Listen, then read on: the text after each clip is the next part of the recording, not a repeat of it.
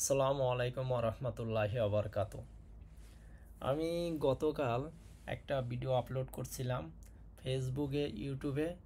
তো মানে এত পরিমাণ মানুষ দেখছে, এত পরিমাণ মানুষ মন্তব্য করছে, যার কারণে আমি ফেসবুক থেকে ভিডিওটা ডিলিট করতে বাধ্য হয়েছি। যাই হোক, ইউটিউবে অনেক মতামত দিয়েছেন, আপনারা হয়তো গেলে দেখতে পাবেন। আমি ইউটিউবেটা এখনও রিমুভ করিনি।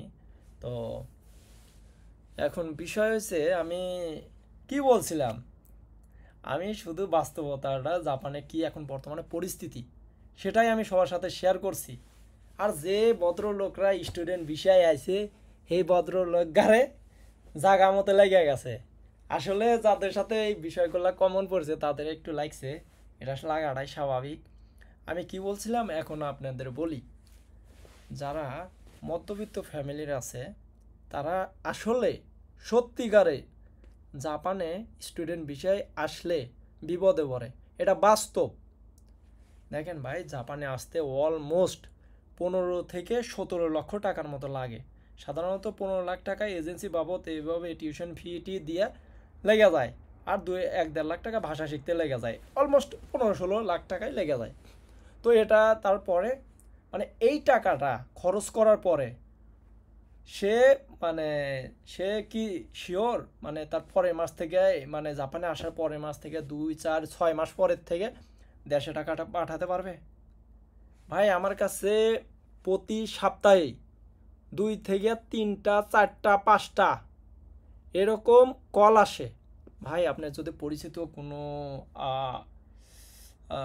কোনো কনভেনিয়েন্স স্টোর বা কোনো যদি কাজের সন্ধান থাকে, যদি সোগাই করে দিতেন, পরিচয় করে দিতেন। আমি তো মানে এত টাকা ঋণ করে আসছি, করে আসছি, তো আমার বাসাতে তো খুবই একটা চিন্তিত আছে, খুবই সমস্যার মাঝে আছে। একই কথা বারে বারে শুনি। আল্লাহ সাক্ষী ভাই, আমাকে কয়েকদিন পরে পরেই এরকম ফোন আসে। রিসেন্ট 2-3 দিন আগে আমার এলাকাতেই কাওয়াসাকি কি যেন একটা স্কুল আমার পাশেই। তো সেই স্কুলে মানে একটা ছেলে আসছে, একই অবস্থা, একই কথা। আমি তারপরে ওরা বললাম, ভাই এই অবস্থা, আপনার 2-4-6 মাস পরে আপনি যখন এখানকার সব বাবুন্দি জেনে যাবেন, আপনি কাজ পাবেন। তো যাই হোক, মানে আমি আরও কিছু বলছিলাম যে আসলে সত্যিকারে মানে যারা মধ্যবিত্তর ফ্যামিলি এই যে স্টুডেন্ট বিষয়ে আসে, আপনাদের আসার দরকার না। আপনার চাইলে যদি পারেন মানে জব বিষয়তে আসেন। কারণ জব বিষয়তে আসলে আসলে মানে ভালো কিছু করা সম্ভব। আপনি চাইলে দেশে সর্বনিম্ন প্রতি মাসে 1 লক্ষ টাকা পাঠাতে পারবেন। আর যারা স্টুডেন্ট বিষয়ে আছে তারা পারবে, তাদের একটা ব্রাইট ফিউচার আছে, এটা আমি মানি। কিন্তু এই ফিউচারটা 5 বছর 3 বছর পরের থেকে। কিন্তু যারা বিষয়ে আসে, কাজের বিষয়তে আসে, তাদের কিন্তু এই 3 বছর 5 বছর পরে মানে মধ্যেই অলরেডি লাইফ সেটেল। জাপানে মানে মোটামুটি একটা ভালো ইনকাম করতে পারে এই এর ভিতরে। এখন এর পরেও মানে হয়তো অনেকের মানে লাইকসে কেমনে ভাই আমি জানি না, হয়তো এই যে আমাকে অনেকে কমেন্ট করছেন, মানে এমন অবস্থা ইউটিউবে মানে আমার ঢোকায় যায় নাই। মানে অবস্থা মানে সে ইউটিউব থেকে, যদি এখনও ভিডিওটা আমি ডিলিট করিনি, ফেসবুক থেকে ডিলিট করে দিছি। কারণ অনেকে বাজে মন্তব্য করছেন, অনেকে ভালোও বলছেন। আসলে দেখেন, মানে এত টাকা দিয়ে জাপানে এসে যদি এরকম বিপদে পড়েন, আসলে এটা একটা ফ্যামিলিরও প্রবলেম, নিজেরও প্রবলেম, নিজেও একটা অশান্তির মধ্যে মাঝে থাকে।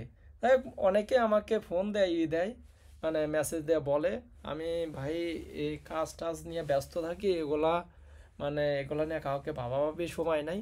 আমি নেক্সট টাইম যেগুলো মাদার বোর্ড আমার যে এসব কমেন্ট করছেন, তাদেরকেও ধন্যবাদ। তো সবাই ভালো থাকবেন। আমার যদি ভুল থাকে ক্ষমার দৃষ্টিতে দেখবেন। আসলে আমিও যদিও জাপান সম্পর্কে অত কিছু জানি না, মানে এই তো কয়েকদিন হলে আইছি। তো যতটুকু জানছি, আমার কাছে যেটা ভালো মনে হয়েছে, আমি সবার সাথে বিষয়টা শেয়ার করছি। তো ভালো থাকবেন, আল্লাহ হাফেজ, আসসালামু আলাইকুম।